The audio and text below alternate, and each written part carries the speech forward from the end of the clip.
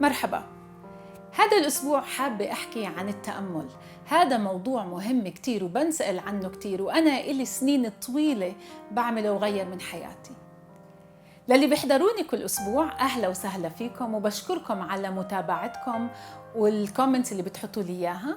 وللي أول مرة عماله يحضرني، أنا هيلينا الصايغ، أنا مدربة ومستشارة إرشادية. كل أسبوع بنزل فيديو وبحاول إني أغير المواضيع وأنزلها بناء على طلبكم. انطلب مني كتير عن موضوع التأمل، فبحب أحكي فيه بتفصيل أكتر. التأمل بيغير من حياتنا. إيش هو التأمل؟ التأمل لا يعني إنه الواحد يقعد ما يفكر، لأنه كتير بيقولوا لي أنا ما بقدر أقعد من غير ما أفكر. أكيد ما بنقدر. التأمل معناه أركز على إشي واحد. أول ما أركز على إشي واحد بصير في بطء بذبذبات الدماغ، فبيروق الواحد، بيسترخي. لما يكون متوتر بيكون بالبيتا، فالدماغ بتذبذب كتير، تقريبا 25 هرتز. لما الواحد يبدأ يتأمل شوي شوي بيبدأ يروق وبدخل بالألفا لتقريبا 12 هرتز، وبعدين بنزل ممكن حتى للثيتا اللي هو عمق أعماق الإنسان للعقل اللاواعي، وهناك يتذبذب تقريبا 8 ل 3 هرتز، وهذا إشي كتير مريح بيهدي الأعصاب. كيف نوصل لهاي المرحلة؟ بالبداية بدي أحكي أحسن وقت للتأمل هو الصبح بكير. أول ما الواحد يصحى ممكن يبدأ بالتأمل أو يعمل رياضة وبعدين يبدأ بالتأمل، وأيضا بقدر يعمل تأمل بالليل قبل ما ينام، ولكن بالليل مش دائما تزبط لأنه ممكن الواحد يغفى خلال التأمل، ولكن هذا مش غلط. نيجي للصبح كيف الواحد يبدأ بالتأمل. المهم يقعد قعدة مريحة، ممكن قعدة على كرسي، ممكن يتربع زي ما بده الواحد. من الأفضل ما يتمدد لأنه ممكن يغفى، ولكن إذا في لا سمح الله إصابة والإنسان محتاج يتمدد ما في أي مشكلة. لما نقعد نحاول نركز على إشي واحد. بالبداية بنركز على التنفس، فبصير الواحد يركز على التنفس الطبيعي، وتركيز نفس بشهيق وزفير وشهيق وزفير بهدوء. أو ممكن الواحد يركز على إشي شايفه، مثلا شمعة على الشعلة، ويركز كل تفاصيل الشمعة، أو وردة أو نبتة، أو في قدامه منظر حلو. إشي تاني ممكن الواحد يعمله إنه يفكر بجملة يتم يعيدها، مثلا ممكن يحكي الحمد لله الحمد لله، أو سوهم، أو أوم نما، أو أي جملة تانية ممكن الواحد هو يطلع فيها. فشوي شوي بصير يعيد الجملة ويعيد الجملة. إشي تاني ممكن إنه الواحد يسمع على الإنترنت في إشي اسمه guided meditation. في كتير مئات وآلاف من المديتيشنز ممكن الواحد ينزلها ويسمعها، في أشياء ل5 دقايق وأكتر. لما أبدأ أركز على إشي واحد ببدأ الدماغ يروق ويهدى، لأنه الأفكار ركزت على إشي واحد.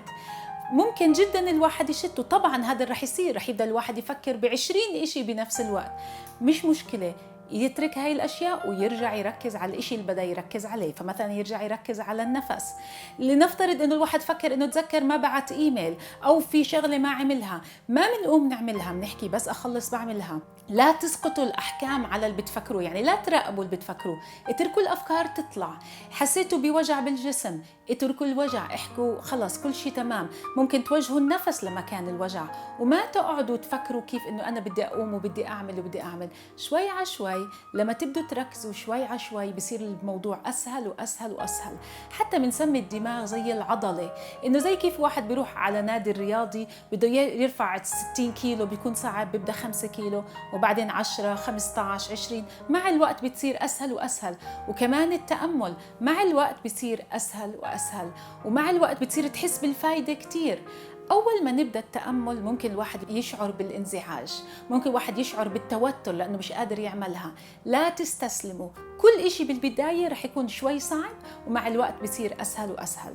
نقدر نبدأ بس 5 دقايق كل يوم. أهم شيء نجرب نعملها كل يوم 5 دقايق. زعلتوا أو تضايقتوا أو نرفزتوا أول 2 3 بدكم تتركوا، ما في مشكلة. نبدأ 5 دقايق لشهر زمان، بعدين بنزيدها 10 دقايق، بعدين 20 دقيقة، 30 دقيقة، وممكن الواحد يوصل لساعة، وفي ناس بيعملوها ل4 ساعات. ما تعملوا هذا الإشي بالبداية، نبدأ بالتدريج، ومرة على مرة منغير. من الممكن نعمل تغيير بالتأمل بناء على المزاج. يعني ممكن مرة تعملوا شمعة ويوم تاني على التنفس، يوم ثالث على الجايدد مديتيشن. الحقوا مزاجكم، ما تجبروا حالكم وتحكوا أنا هلأ لازم أعمل إشي، لأنه لما تدخل كلمة لازم يعني دخلنا بإشي غلط. إحنا بدنا نعمل، نلحق الجسم، نلحق العقل، ونعمل إيش جسمنا بيحكي وإيش جسمنا بيقولنا. بالتأمل الإنسان بدخل لعمق الأعماق وبرتاح كتير. ممكن تلاقوا جواب لإشي، ممكن حتى تلاقوا مثلا ضايعين نظرتكم ممكن تلاقوها، أو ممكن تعملوا تطور بالذات، تطور بالشخصية، توصلوا للصبر، للمحبة، للتسامح. في نوع من أنواع التأمل إنه الواحد يحدد النية اللي بده يتأمل عليها. فمثلا في عندي مشكلة، بدي يا رب ساعدني كيف أحل هاي المشكلة، فرح أتأمل وأتمنى يجيني الجواب لحل هاي المشكلة. فهذا التأمل مع النية كمان ممكن يساعد كتير. وممكن النية أخفف وجع الراس، أنا هلأ بدي أتأمل عشان يخف وجع الراس، أو أتحمل ألم الكسر بالعظمة لا سمح الله. فممكن الواحد يحط نية لهذا الإشي. إيش فوائد التأمل؟ في عشرات من الفوائد للتأمل: استرخاء، راحة، سعادة، تسامح، تطور، تقبل، بتحسن الصحة، بتتحسن العلاقات مع الآخرين، تتحسن العلاقات مع الذات، بكتشف نفسي، وأشياء كتير كتير. بتمنى انكم تجربوها، وبتمنى اسمع منكم كيف تاثيرها عليكم، لاني انا باكد لكم انا شفت بحياتي، غيرت من حياتي، علمتها لاولادي من هم صغار واستمروا عليها لكبروا هلا وصاروا بالعشرينات. هاي اشياء كتير حلوه ومفيده، بحب اسمع منكم. إذا عجبكم هذا الفيديو بحب إنكم تحطوا لي لايك، عندي قناة يوتيوب بحب إنكم تعملوا سبسكرايب، بحب إنكم تشير الفيديو وتحضروا الفيديوهات المختلفة. تقدروا تلاقوني على كل السوشيال ميديا، وبحب أسمع منكم وتتواصلوا معي.